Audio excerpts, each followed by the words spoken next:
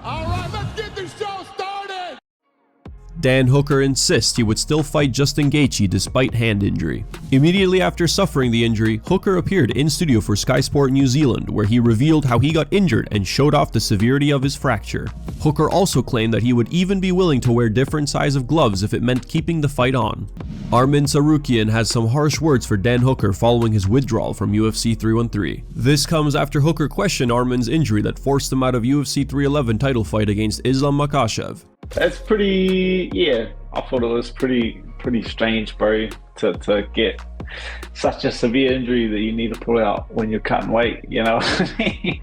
Like, your world titles, your absolute everything. I don't know how you would pass up on that opportunity. And yeah, like I obviously saw Dana White just say that he ain't getting the title shot next, and he's going to have to work his way back up to the belt, you know?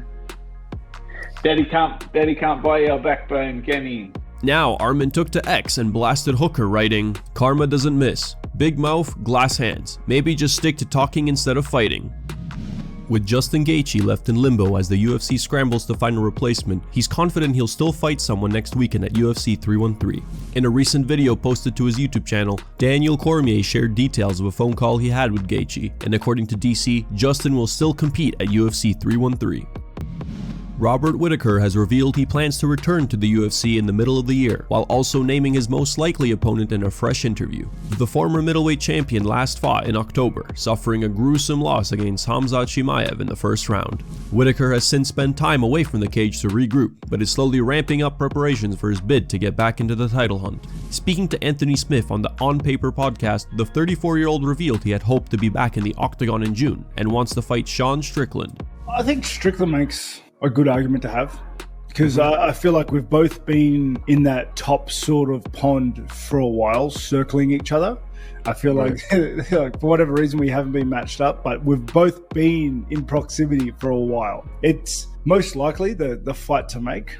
I'm excited by that fight. Like, I look at his style and I find it curious. Like, I find it exciting to try and work out. Right. He's a tough dude. What's the timeline looking like? Yeah, so I've just been working on some things, working on some new skill sets, but I want to come back this year in June. That's when I want to put my hand up to fight, because it gives me a good amount of time to just continue doing what I'm doing, but also ease into a camp properly, and come in, my best self. It looks like the beef between Dustin Poier and Michael Chandler is not over yet. Poier recently did an interview with Helen Yee, during which he was asked about the fighters he likes to watch compete, and one of the names Poier mentioned was Chandler. Chandler took notice of Poirier's comments and had some nice words to say about his former rival. However, in a recent interview with Out of Pocket with RG III, Poier changed his tune and completely went off on Chandler. Veteran referee John McCarthy has voiced his opinion on the controversial UFC Seattle ending. McCarthy believes that there may have been one key issue with the fight's stoppage and eventual technical decision. After helping to establish MMA's rule set and overseeing some of the biggest fights in UFC history, nobody is a better advocate to speak on officiating issues. Speaking on his Weighing In podcast, Big John explained why the scorecards were wrong and why Jason Herzog had to start round 4 in the Cejudo versus Yadong fight. Mad at that either. The scores are completely wrong anyway, so. What do you mean? Look at, under the unified rules, when you have a fight that is into a 5-round fight and it's completed the 3rd round, the reason Jason Herzog was saying we got to start this round, and he starts and stops, he just goes stop, boom, no time really going off on the clock, is once he enters the 4th round, now he can go to what is a technical decision. He can go to the scorecards, and since he had 3 rounds completed, that was the right call for him to do. You don't want, if the eye poke had happened in the 2nd round, then it would have probably ended up as a no contest, which is, I guess, better for Henry, but it's not better for the sport. It's not better for the UFC. The score should have been not 29-28 or 30-27. On the 30-27, it should have been a 40, because the 4th round should have been scored 10-10 by all the judges. They didn't get to see anything, so it's a 10-10 round. And that's what tells you that it went into the 4th round. So when they came up, and this is, this is what happens when you have states that don't do a whole lot of MMA shows and stuff. You've got people working at the thing that they don't even think about it. Sal D'Amato, being one of the judges, knew that he had to fill out a card for the 4th round. They just didn't use it. Following his controversial loss at UFC Seattle, Henry Cejudo voiced his frustration with the decision, criticizing the lack of penalty for Song Yadong's foul. Many believe that a point should have been deducted from Song for the illegal eye poke. In the aftermath, Cejudo directed his anger at referee Jason Herzog, accusing him of failing to take appropriate action. Cejudo revealed that before the fight, Herzog had specifically instructed fighters about eye pokes, advising them to keep their fists closed in the stand-up or face a penalty. To further support his claims, Cejudo released a video on his YouTube channel, showing the exact moment when Herzog gave him the eye poke instructions. You can watch the full episode on Henry's YouTube channel. Link is in the video description. Our fingers, we want to keep them up like this. If they're here and I'm telling you over and over again, watch your fingers, watch your fingers, watch your fingers, you poke them in the eye, that's on you. You're probably going to lose a point there.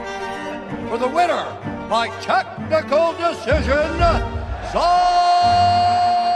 If you foul somebody this much, you should take at least a point. I would like to see tougher penalties on eye pokes in general. It wasn't his first foul. Proud of yourself. Yeah. It's a situation. Yeah, I know, I'm sorry dude. that happened. I know. If anybody knows it, yeah, we do. Are you guys serious, dude? Yes, sir. This is all protocol by the UFC, dude. I want you guys to think of it. In between rounds, he's like, you guys, I cannot see it at all. I'm seeing double out of his eye. I think they should have took a point, and it probably would have been a draw. Henry and Song seem like they want to have the rematch. Is that kind of what you're thinking, that they should run that one back, or not at all? Yeah, I do smile quite a bit. I can see where people kind of took that, but I really did think that with time, like my eye was going to come back, and it didn't. I started hearing boos from everybody. It's like, no, I'll be okay. And it just hasn't, it just didn't come back to me, you know? Here are the top 3 memes found on the internet. Number 3 meme was posted by Marky the Fet. Number 2 meme was posted by Ducky Splashing. Number 1 meme was posted by BMXer.